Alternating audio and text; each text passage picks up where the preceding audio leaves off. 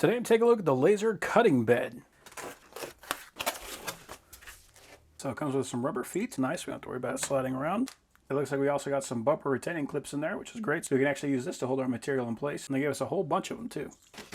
Then we got our bed. You can see it has a nice clear opening there so we can actually get that laser pass through and the smoke to escape. The most important thing is that this actually goes up to a full 400 millimeters. So the size that they advertise this at is actually the size that you have the cutting bed at. A lot of these, it'll be 400 millimeters all the way to the edge of the frame. But if you actually need to cut anything that's 400 millimeters, it's going to have to sit on top of the frame and it's not going to be flat. So this is a 400 millimeter working surface that is entirely designed for cutting. And I also like to see that we have reinforcement in there too to make sure that it's staying straight.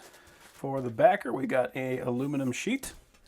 It actually has protection on it, just in case you want to use this for something important. But this will allow you to cut and the laser to pass through this grate, and it won't be burning up your table.